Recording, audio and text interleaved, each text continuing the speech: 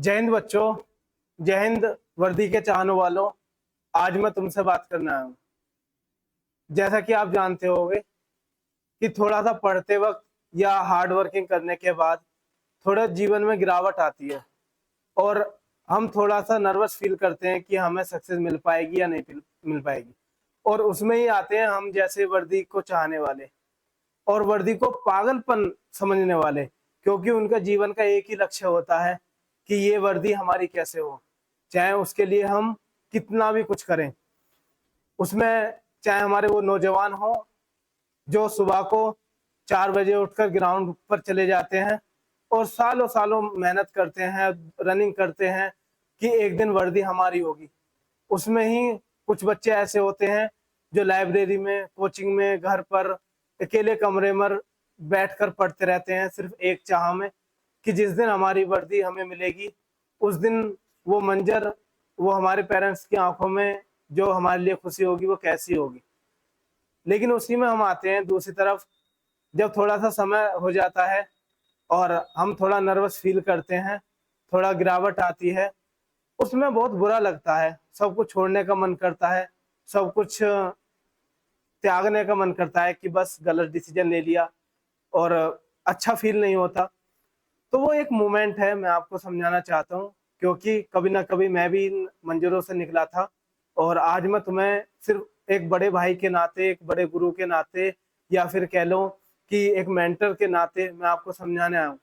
क्योंकि जो वर्दी हमारी नहीं हो सकी किसी वजह से, क्योंकि वो हमारी पर्सनल प्रॉब्लम रही हो, चाहे फिजिकल प्रॉब्लम रही हो, लेकिन मैं चाहता हूँ कि उसमें आप कोई ऐसा ना रहे कि वर्दी से वंचित रह जाए। अपनी मेहनत बरकरार रखना, सिर्फ मेरी कुछ बातों को याद रखने में।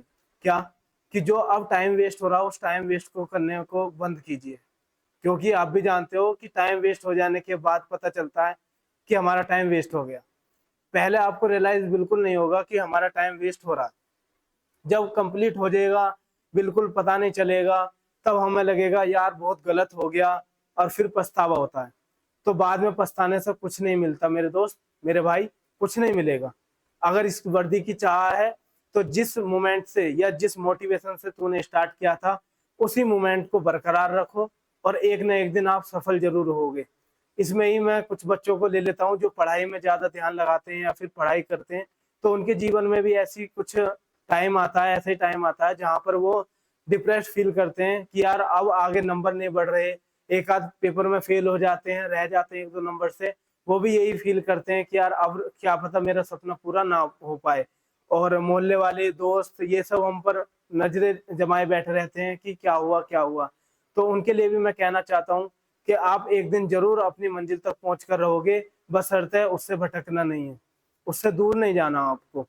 एक दिन ये वर्दी तुम्हारे तन पर जरूर होगी। और कहते हैं ना कि हमारे लिए ही तो वर्दी सब कुछ है, चाहे वो तन हो, मन हो, धन हो, सब लगा रखा है हमने सिर्फ इस वर्दी को पाने के लिए। तो इस वर्दी का जुनून कुछ ही लोगों में होता है और देश की सेवा करने का जुनून भी किसी किसी बंदे में ही होता है। तो आप बहुत लाखों में एक हो जो इस सोच को रखते हो कि अपने देश के लिए हम मर मिटने के लिए भी तैयार हैं। तो जब आप मर मिटने तक के लिए भी तैयार हो तो एक छोटी सी गलत या फिर फेल होने से क्यों डर रहे हो? एक छोटे से थोड़े से टाइम वेस्ट होने से क्यों डर रहे हो? आप लीडर हो, आप कल को एक फोर्स ज्वाइन करने वाले हो जो आपको एक इतनी हिम्मत देगी कि आप एक इतने बड़े देश की रक्षा करोगे।